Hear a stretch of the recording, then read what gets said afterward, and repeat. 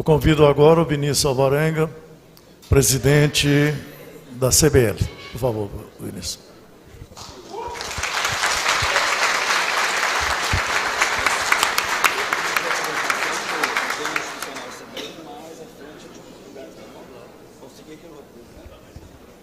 Boa noite. Representando aqui meus 675 colegas, estamos muito orgulhosos de estar participando deste evento, que é um divisor de águas aqui na região, né? Está dando à nossa indústria a representatividade que ela sempre mereceu, que ela finalmente está recebendo. E é um evento um pouco diferenciado, né? O próprio Blake comentou que é um dos eventos mais diferenciados que ele já viu, justamente porque ele tem muita densidade técnica, diferente daqueles outros que a gente participa mundo afora, aí, que são mais corporativos ou mais comerciais. A gente, né, professora? A gente está combinando isso aqui dessa vez, acho que é mais uma inovação aqui no Vale do Jequitinhonha, tá? E tem também, claro, o setor público, muito bem representado aí pelas autoridades que eu saúdo agora, os prefeitos, vereadores, demais autoridades aí. Em 1985, o mundo do lítio era limitado aos Estados Unidos, à União Soviética e à China, que tinham uma tecnologia, né, de converter o espodumênio em produtos químicos. 2 brasileiros ousaram implantar no Brasil, no Vale do Jequitinhonha, uma indústria do lítio integrada. Foi um sonho que rompeu barreiras tecnológicas, porque a tecnologia não era disponível então.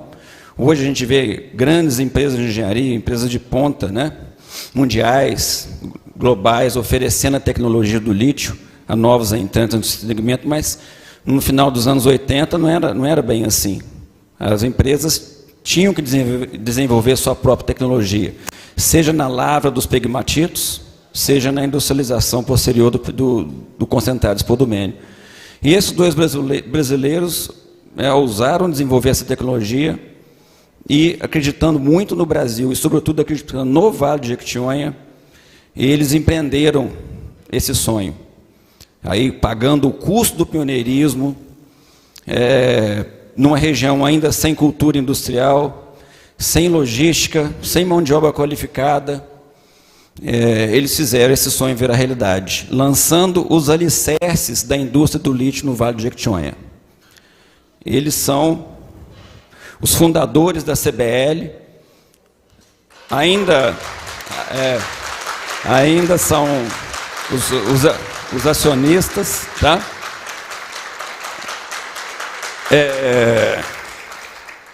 Aqui não tem o laser, né? Bom, o Salustiano Lima Costa e Silva está aqui do lado esquerdo, o Aguinaldo Pires Couto está ali do meu lado direito, e eles infelizmente não puderam estar aqui, estão vivos, estão muito bem de saúde, mas não puderam estar aqui hoje. Eles são, na verdade, os grandes pioneiros, os grandes heróis da indústria do lítio no Brasil e no Vale do Jequitinhonha. Eu acho que realmente esse evento merece a eles uma saudação especial.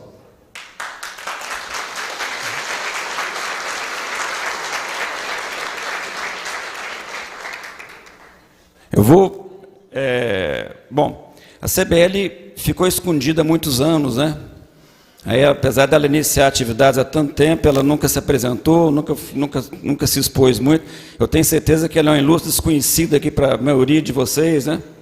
Então, eu vou gastar meus preciosos minutos apresentando a CBL e depois a gente entra nas oportunidades, desafios e limites, né? Bom, a CBL foi fundada em 85 pelos 2 e está em operações contínuas desde 91. É uma empresa de 100% capital nacional, portanto, né, os sócios fundadores continuam os controladores e temos uma governança, uma gestão como se fôssemos uma empresa listada, apesar de sermos uma empresa SA de capital fechado. Inclusive, agora, recentemente, a gente teve o prazer de contar com um membro independente do Conselho de Administração, que se chama Wilson Brumer. O Brumer não sei, talvez na história da mineração e metalurgia brasileira, um top 5. Ele foi CEO da Vale, da Uzi Minas, da Cesita, da BHP Billiton no Brasil. Enfim, é um grande nome da indústria que hoje está na indústria do lítio. Está lá conosco na CBL, mas indiretamente está diretamente na indústria do lítio. A gente conta com esse valor hoje conosco nessa indústria. Bom, somos verticalizados desde o início das atividades. A gente produz o concentrado de spodumênio e a partir daí a gente produz o carbonato, que está ali à esquerda, e o hidróxido está ali à direita. Sem o laser fica difícil. Nós temos um recurso medido mais indicado, ou seja, um recurso comprovado, hoje, da ordem de 4 milhões de toneladas. Estamos num processo, campanha de sondagem muito acentuada, muito agressiva. Esse ano apenas vamos fazer 30 mil metros de sondagem, e a gente espera que no primeiro trimestre do ano que vem o recurso seja algo da ordem de 10 milhões de toneladas. Tá? A gente tem como principal valor na CBL a segurança. Esse é o valor número 1 nosso. E a gente se orgulha de, em 32 anos de operação, nunca ter tido um acidente grave. Eu não estou nem cogitando o fatal. Esse nem passa perto. O acidente grave também nunca aconteceu na CBL. Porque a gente investe muito na capacitação das pessoas, nesse quesito, a gente investe em treinamento e tecnologia, ou seja, as nossas carregadeiras de subsolo são todas operadas por controle remoto, que operam nas áreas mais sensíveis.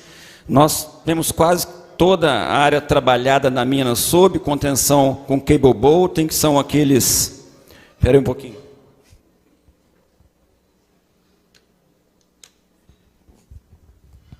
Vale do Jequitinhonha é local de inovação. Aí eu roubei esse aqui no Fusquinha, ali na porta, então eu vou usar aqui na minha apresentação, tá certo? Então aqui é um cable bolt, que é um cabo de aço, que contém as estruturas, né, do maciço, para que todo mundo fique seguro, ou telamento com aço. Há 2 anos a gente fez um investimento, que somos uma das 3 operações no Brasil, subterrâneas, que tem um sistema microsísmico implantado. O sistema microsísmico é uma série de sensores sísmicos com precisão precisão muito fina, que monitora qualquer dissipação de energia ao longo da mina como um todo. Isso é monitorado 24 horas por dia numa central de controle, que é digamos assim, hoje o highlight aos nossos colaboradores. É uma técnica extremamente complicada, completamente isolada do mundo. Só aqui não tem eletrificação. A gente vai ficar obsoleto tecnologicamente. A Baby Sondé, pensando ao contrário, comprou agora a fábrica da Ford em Camaçari, pensando em veículos hídricos, né? Etanol, lítio. Não sabemos onde isso vai dar, mas é uma possibilidade de verticalização.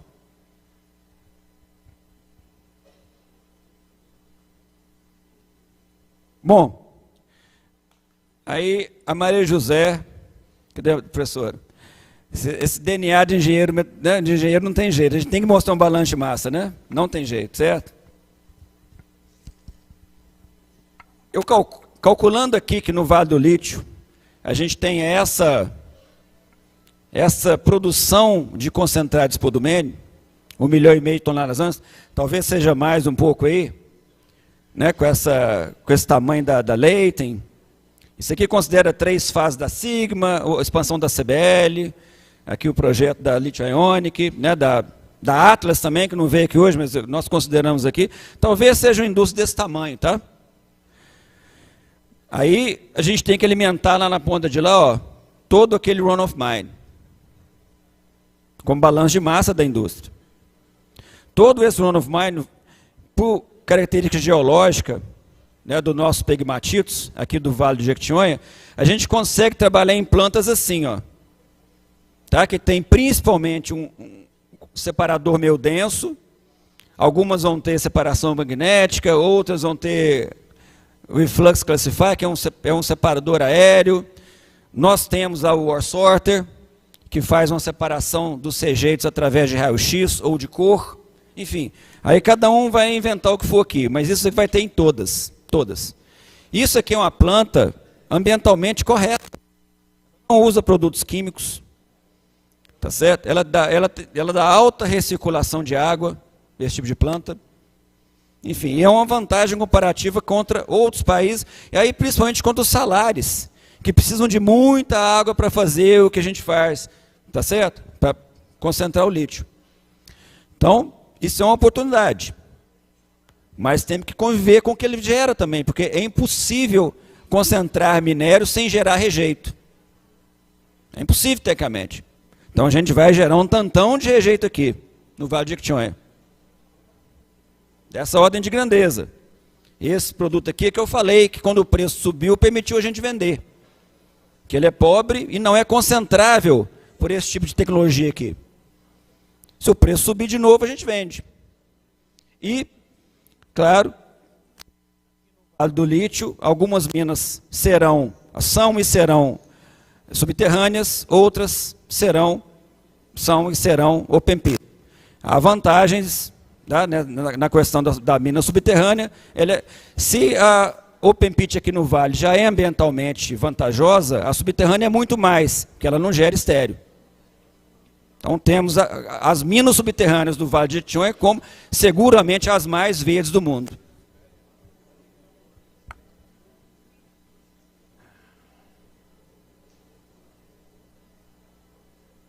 Gente, não tem problema nenhum com pilha. Pilha não pode ser uma preocupação da comunidade. Rejeito não pode ser uma preocupação da comunidade. Porque se ela for tratada com correção ambiental, como a gente faz lá, e todos aqui, até por regulação, terão que fazer, porque as pilhas hoje são licenciadas, assim como a operação.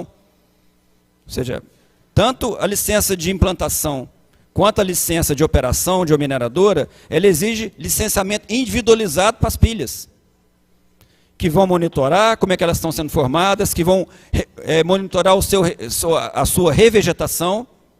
Então, isso aqui virou serra de novo, ó. E quanto às outras estão em formação ainda. E não é uma questão, não tem qualquer questão ambiental aqui. São pilhas a seco que os nossos processos aqui permitem fazer. Então, é uma condição sem risco ambiental. O rejeito gerado pelos processos produtivos do Vale do Lítio.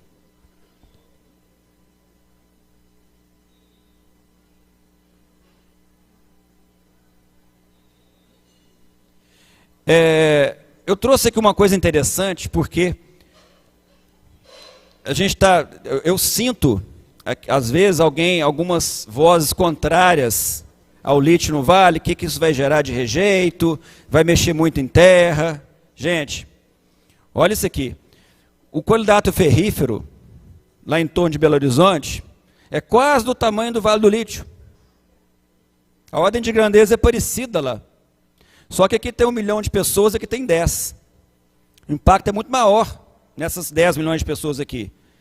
E olha para você que a operação de minério de ferro, eu não estou colocando nem ouro, nem bauxita, nem manganês, estou colocando nada além do ferro aqui.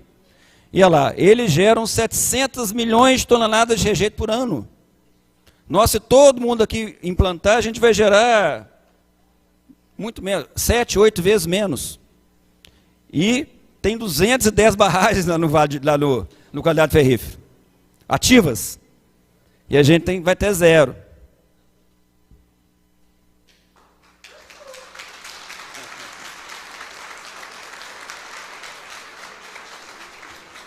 Mas olha, aí quando eu ouço falar que a gente vai vender o rejeito todo, não vai não.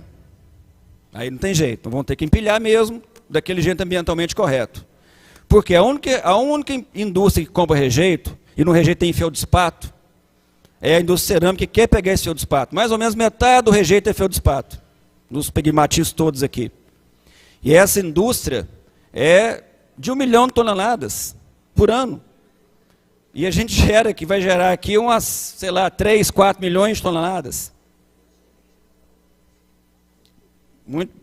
Não acredito que seja possível exportar isso, não. Com viabilidade econômica. Vou correr mais um pouco. Ou seja, nós vamos ter que empilhar esse jeito. Agora, aí o pessoal do Invest Minas está aí, né? Acho que o pessoal do Invest Minas está aí, não está? Olha aqui, ó.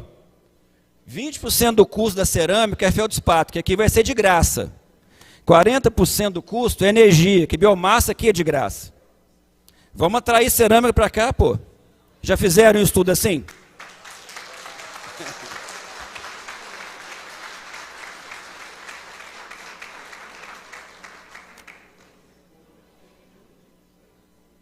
Olha isso. Isso é um salário, ó. É aí que o Chile, que a Argentina produz, e a China também, né, lá produz tudo. Olha que devastação ambiental no salar, para produzir talvez uma quantidade não tão relevante quanto a que vai ser produzida aqui no Vale do Lítio. Olha lá, 2 milhões de litros de água para produzir 1 tonelada de lítio. Então é assustador, não é? E a gente tem essa vantagem, nós não precisamos de nada disso, como eu mostrei.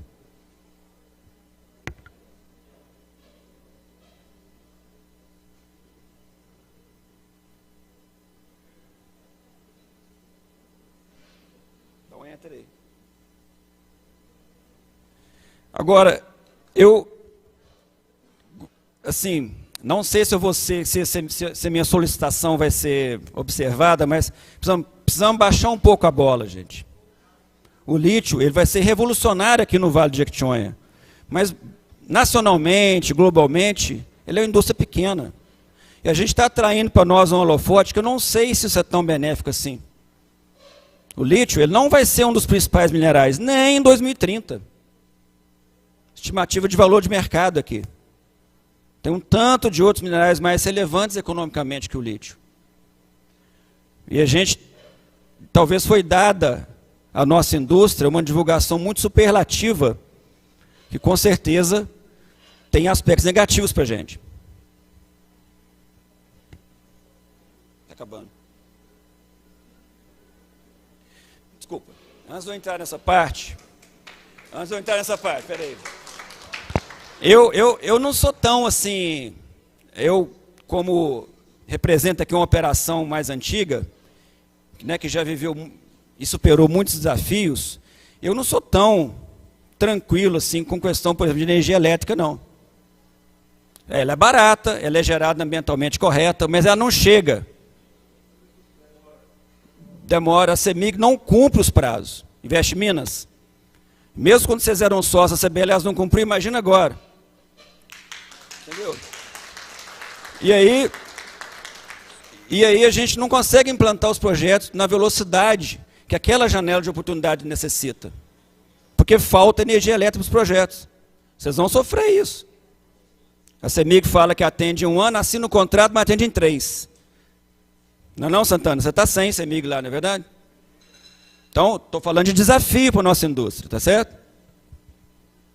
Bom, e a questão de licenciamento ambiental, né, até que a gente é muito bem atendido pela Supran de Diamantina. Pessoal sério, tecnicamente muito correto, mas o ritual é muito longo, a burocracia faz que as coisas demorem muito, muitas idas e vindas no processo. Como a Ana falou, vai lá para trás da fila, depois volta para frente, volta. Então, isso é um grande ofensor a aproveitarmos a tal janela de oportunidade. Talvez um dos maiores. Aí a gente entra em outro desafio. Pô, me desculpa o governador ir lá falar de Vale de Lítio em Nova York, ter esse nível de estrada aqui no quintal. O governo federal, o presidente atual foi maciçamente votado aqui no Vale do Lítio. Teve mais de 70% dos votos. Eu não vi nenhum projeto de reforma disso aí até hoje. Nós rodamos em estradas sem acostamento, nesse nível de conservação, antes da gente começar, hein? Entendeu? Daqui, quando começar, imagina quando começar. Então, o Cris falou que talvez a infraestrutura é muito boa, rodovia e tal. Olha, quem já transporta não vive isso, não. E sobre tributação, gente, a Ernst Young fez um estudo para o IBRAM, comparando a tributação de vários minerais entre vários países na mineração. Então, eu sei para o pessoal, isso aqui é tax burden over revenues, tax burden over profit, ok? E aí, a gente é campeão mundial. This is tax burden over tax result over profit. Então, a gente é campeão mundial de tributação. Aí fala, o CEFEM é 2% só. Ele é 2% sobre o faturamento. Então, quando calcula sobre o lucro, ele sobe muito. Veja lá, esses preços atuais vão reduzir ao longo do tempo. Vão mesmo. E a gente fala em aumentar a CEFEM. Agora esquece do imposto de renda, do ICMS, da tributação a ideia cumulativa em quase tudo que a gente compra, dos encargos trabalhistas, do INSS, do FGTS, blá, blá, blá, blá, e aí a gente tem a pior carga tributária da mineração mundial. Mais que a Austrália, mais que o Canadá, lá, que tem segundo e terceiro lugar. Bom, o pódio está aqui, né? Brasil, Austrália e Canadá. Ouro, prata e bronze. E, olha lá, não tem um para o lítio ainda, mas assim, mais minerais comprovando isso que eu estou falando, né? Bom, eu tenho mais dois só, Carlos Roberto, para encerrar. Gente, somos hoje o único país de grande porte sem uma política de incentivo a veículos elétricos. O único. Qualquer uma.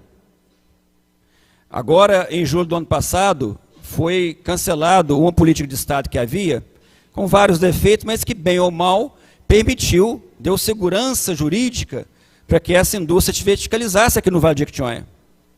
Ela era defasada, desatualizada e, claro, que tinha que ser revista. Mas só cancelaram ela sem colocar nada no lugar. E a gente hoje, contra vários países, não temos uma política que incentiva a demanda, ou seja, a compra de carro elétrico. Pô, nós vamos exportar o concentrado de spodumene, vamos exportar o carbonato grau bateria. Pô, mas eu preferia muito mais vender no mercado interno, que é o nosso foco, inclusive. O foco da CBL é o mercado interno, o mercado preferencial para nós. Eu tenho certeza que se outras empresas aí tivessem a oportunidade de vender no Brasil, elas também prefeririam, é óbvio. Questão tributária, questão logística, mas infelizmente sem apoio governamental, indústria veicular elétrica, nenhum país do mundo floresce. Olha lá, vários países da Europa têm subsídios. Estamos sozinhos, isso como grande país, sem subsídio qualquer. Até a Índia tem uma grande política de incentivos hoje. E aqui eu vou mostrar o último e grande desafio da implantação de qualquer projeto industrial no Vale de Jequitinhonha. E esse assunto aqui é o que mais atrasou o nosso crescimento de produção nos últimos anos. Eu tenho certeza que a Sigma deve ter sofrido muito com isso, ou está sofrendo ainda, e os outros aqui sofrerão. Por quê? Nós não temos grande dificuldade em trazer profissionais graduados, geólogos, engenheiros. A CBL hoje tem mais de 20 profissões diferentes, mais de 10 tipos de engenharia trabalhando lá. E a gente consegue captar grandes talentos de fora, além dos que já são daqui, que voltam, né? Que voltam da diáspora, né? Como a Ana falou. Mas essa turma não muda, não. Eles não saem lá de Itabira, de Carajás, de Araxá. Essa turma que está aí, ó, entendeu? Falta nos projetos aqui. Eu calculo que se todo mundo aqui implantar os projetos como é prometido, a gente vai gerar aqui uns 4, 5 mil empregos diretos. Uns 1.000 dessa turma aí. Dessa ordem de grandeza. O nosso Senai fechou em 2017. 2017 o Senai fechou aqui. E agora que o IFNMG, aí com certeza vai contar com apoio firme de todas as empresas, da nossa vai, é que está reativando os custos técnicos, porque nos faltam técnicos para implantar os projetos. Técnico sênior. Tá? Era isso que eu queria falar sobre oportunidades, limites e desafios.